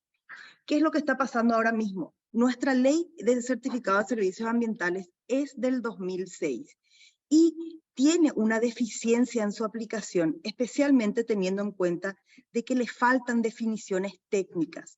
La otra cuestión es que en la ley se le da potestad al Ministerio de Hacienda a reconocer estos certificados, es decir, tienen que dar su aval a estos certificados como título valor, y estos certificados al mismo tiempo deberían poder ser se podría pagar impuestos con esto, y impuesto que sería IMAGRO, que según nuestra nueva ley tributaria ya no existe, y también impuestos inmobiliarios, que es una atribución municipal. Es decir, que esto nunca se aplicó.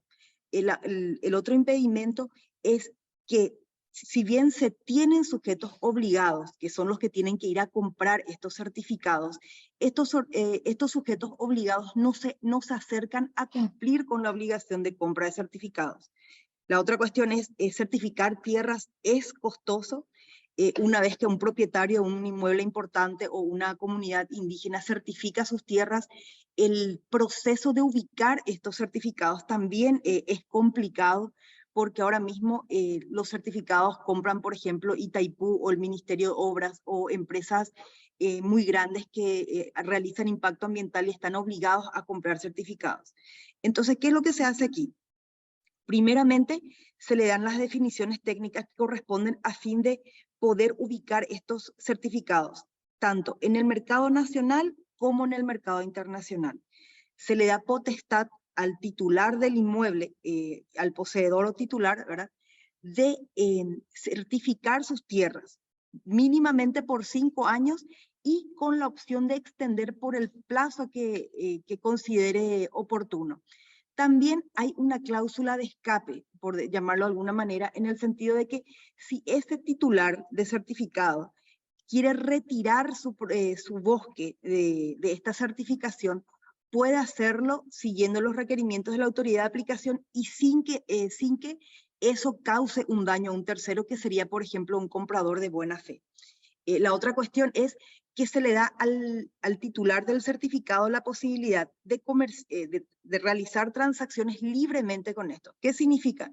Que el poseedor del certificado puede vender directamente a su vecino, por llamar de alguna manera, o puede ubicar a través del mercado de valores, o puede presentarse en una licitación, o ubicar en el mercado internacional, o ubicar un fondo. Se le da esa libertad al titular.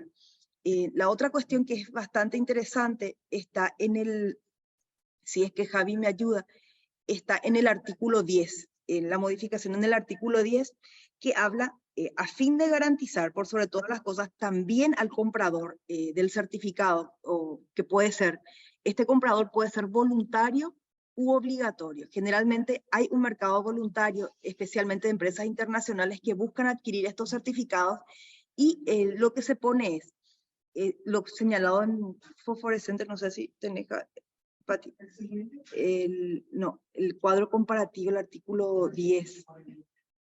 Aquí se pone que la comprobación del incumplimiento de la obligación de la conservación por causa de negligencia, dolo o culpa será sancionada por la autoridad competente, debiendo imponer además que la sanción respectiva, el pago de intereses compensatorios y punitorios para que hayan sido adquiridos. El incumplimiento de la obligación de preservación de los servicios ambientales certificados generará la obligación de reintegro de cualquier beneficio económico percibido a partir de la fecha en que se haya producido el incumplimiento. Es decir, si yo, propietario de un certificado de validez de 5 años, ubiqué esto por esos 5 años, una persona me compró y me pagó por adelantado por esos 5 años, digamos que 100.000 guaraníes por 5 años, tengo 500.000, pero en el año 3 mi bosque se incendia, yo tengo que devolver el dinero, tengo que reintegrar el dinero desde la fecha en que haya ocurrido el incidente o el incumplimiento. Es decir, si cobré en el 2022, en el 2020, y mi certificado cobré hasta el 2025 y en el 2022 se quemó el bosque, yo tengo que devolver lo que corresponde al año 2023, 24 y 25 a la persona, al comprador del certificado. La otra cuestión es si se hace referencia al artículo, se crea también la obligatoriedad de que los jueces impongan dentro, como sanción, ¿verdad?, la obligatoriedad de adquisición de certificados a aquellos que hayan causado un daño ambiental. Actualmente, el juez o puede optar por imponer este tipo de sanciones y ahora nosotros hacemos de que esto sea obligatorio. Por último, se le da un plazo al Ministerio del Ambiente para realizar un listado de sujetos obligados que están incumpliendo con la adquisición de certificados. Y estos deberán en un plazo de 180 días acercarse y cumplir con la obligación o negociar el mecanismo de cumplimiento de la obligación de adquisición de certificados. Estos serían las modificaciones más importantes y realmente con esto lo que creemos es que se va a incentivar a que aquellos que tengan bosques, que tengan ecosistemas y certifiquen sus servicios ambientales puedan ubicarlo en el mercado nacional y en el mercado internacional.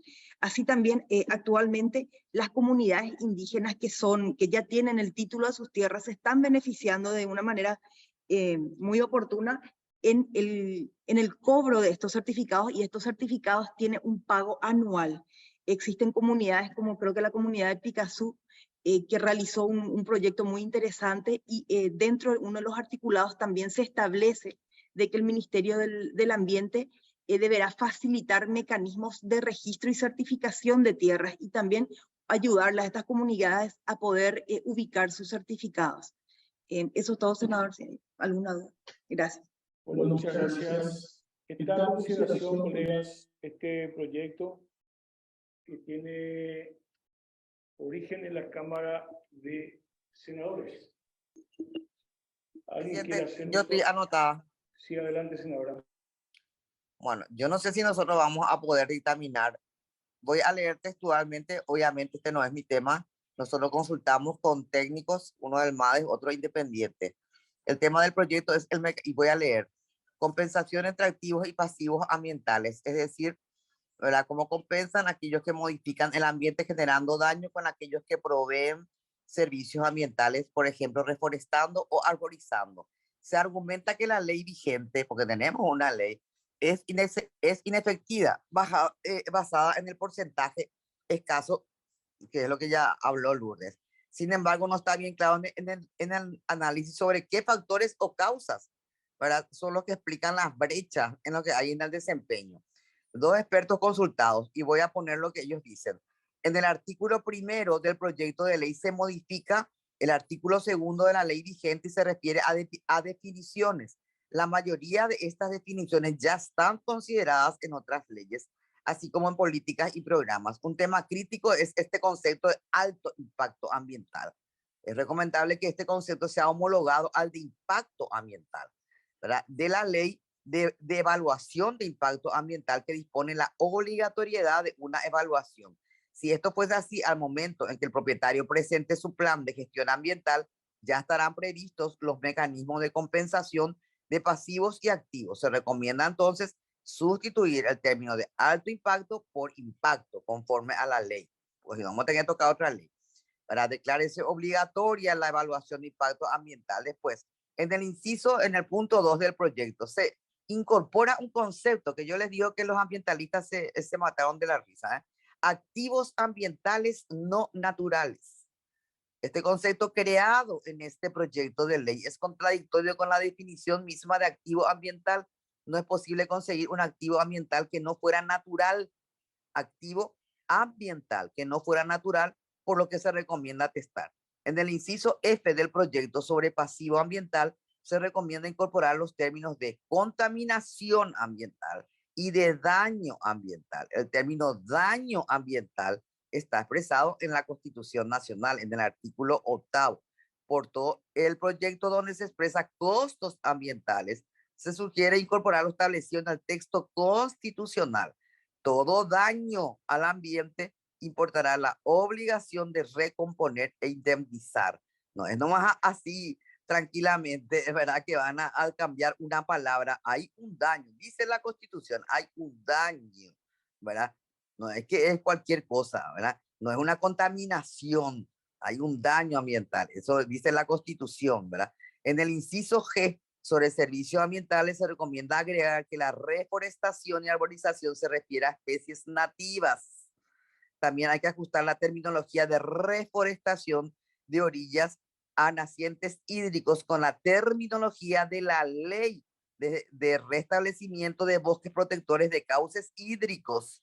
No es cualquier cosa, donde se refiere a restauración de bosques protectores de cauces hídricos. No es con cualquier cosa que uno reforesta y sobre todo la parte de cauces hídricos. También es pertinente incorporar los niveles de gestión nacional, departamental y municipal, de modo que puedan certificarse parques, plazas y otros. En los incisos H, E, I sobre prestador de servicios ambientales y beneficiarios de servicios se mencionan aspectos definidos en este artículo. Sin embargo, tales definiciones no constan en el proyecto de ley. En el inciso I sobre certificado de servicios se menciona que se incluye a mercados internacionales. Sin embargo, la ley vigente es solo para el mercado nacional, pues para la gestión del mercado internacional existe otro marco específico. Se sugiere testar la mención a mercados internacionales. En el artículo 6, hasta acá no voy a llegar porque esto sigue, se sugiere la siguiente incorporación: establecer la metodología para la valoración económica del daño ambiental. Todo el artículo 2 del proyecto de la ley debería ajustarse a la ley 294, ¿verdad? Debe emitirse el texto al texto, y el artículo 3 se debe remitir al texto constitucional: restaurar, recomponer e indemnizar. Otra cuestión que no se aborda en este proyecto de ley es el costo de evaluación. Sería conveniente que la evaluación sea gratuita para aquellos propietarios con activos ambientales. El costo podría trasladarse a los poseedores de pasivos ambientales. Bueno, y sigue, ¿verdad? O sea, puedo citar más de 10, que estas son propuestas, ¿verdad? De modificación. Claro, lo que ya no sé, presidente, para no hacer es, porque creo que usted tiene que ir a constitucional, están tratando ascenso, creo, ¿verdad? Yo por lo menos voy a pedir postergación, y no está tampoco Fernando, ¿verdad? No me parece que podamos tratar un proyecto que me parece interesante. Es cierto lo que dijo Lourdes, por algo no está funcionando la ley, habría que revisar bien, pero creo que algunos, o por lo menos en mi caso, no sé todo, necesitamos más tiempo realmente para incorporar más modificaciones, testar algunas cuestiones para ajustar al texto constitucional y rediscutir mejor. Así que mi moción es por la postergación, presidente. Gracias. Gracias, senadora. Bueno, si no hay nadie que solicita hacer uso de la palabra, voy a someter a consideración la moción de la postergación. Nadie. Bueno, pongo a consideración la moción de la postergación de este proyecto de ley, moción presentada por la senadora Desiree Masi. 1, 2, 3 con la senadora Masi, el resto cámaras apagadas. 3 de 5, ¿verdad? Mayoría. Entonces vamos a plantear mañana en la sesión la postergación de este proyecto. Siguiente punto y último.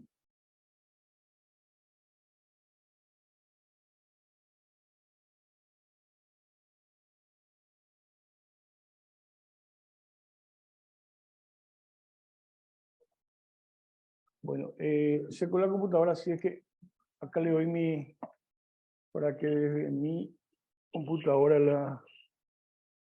Presidente, el siguiente punto es el punto 7, mensaje 3010, que la Cámara de Diputados devuelve con modificaciones el proyecto de ley que modifica los artículos 8, 105 y 240 de la ley 1160/1997, Código Penal, y su modificatoria a la ley 3440/2008 e incorpora el hecho punible de sicariato. Tiene a su cargo el doctor Lucas Barrios, presidente. Doctor Barrios, adelante. Presidente, no sé si vamos a poder exhibir el cuadro para poder explicar mejor las modificaciones de diputados. Aunque puedo hacerlo también así. Yo solamente quiero decir una cosa. Les dije, ahí diputado incorporó las modificaciones que nosotros habíamos pedido como bancada PDP, así que yo por lo menos voy a ir por ahí. Ya les dije bien. Muy bien, de todas maneras, ahora estamos con problemas técnicos para mostrar, pero sí lo mismo, en todo caso, si ayuda... ¿puedo explicar? Adelante. Sí, presidente, en lo que significa el tronco del proyecto de ley y la descripción de las conductas principales que son punibles, básicamente la Cámara de Diputados acepta lo que el Senado propone de que en la figura principal del sicariato sea ingresado en nuestra legislación, ¿verdad? Entonces, lo que hace es un reordenamiento, digamos que es una cuestión de forma, respecto al nombre de la ley, al cómo se va a llamar la ley, respecto al orden del artículo 105, el proyecto del Senado tenía 4 artículos, la Cámara de Diputados reduce a 2. En el primer artículo, prácticamente en ese primer artículo es el que modifica el 105. La Cámara de Diputados corrige al Senado la denominación de artículo 105A y 105B en vez de usar 105 y 105 bis. También reordena en el sentido de que pone en primer lugar la modificación del artículo 8, que había sido una propuesta nuestra de que se incluya el sicariato para extender la jurisdicción territorial de los jueces paraguayos cuando se comete en el extranjero. Luego viene el 105, que básicamente no tiene modificación, solamente con el nombre 5A. Y luego viene el 105 bis, que en los incisos principales, que son los primeros 3 incisos principales, la Cámara de Diputados acepta el texto del Senado, ¿verdad? Y muy especialmente el inciso primero, que es el tronco, digamos, el inciso primero y segundo, que son el tronco del texto. Respecto al inciso quinto y sexto, la Cámara de Diputados suprime, son conductas accesorias de participación, así también de instigación, es lo que considera y que por lo tanto puede regirse ya directamente por otro modelo de aplicación de la parte general del código, sin necesidad de aislarlo a la parte especial, es lo que considera siendo conductas accesorias que no requiere. Por último, el artículo 240, que también había sido una propuesta nuestra de incluir el sicariato en las prohibiciones del secreto profesional de los abogados, y se incluyó, la Cámara de Diputados también aceptó eso. Entonces, conclusión, presidente, en lo que puedo informar es que la Cámara de Diputados ha reordenado el proyecto y en los incisos y artículos principales ha aceptado prácticamente la propuesta de la Cámara de Senadores. De manera que eso es lo que puedo informar, presidente.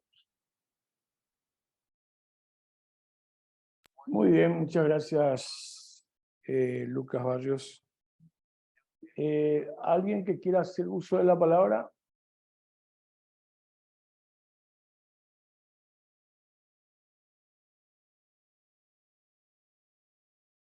Presidente, ya dije antes, solamente les quiero nomás decir la próxima vez para que nos escuchemos un poco, ¿verdad?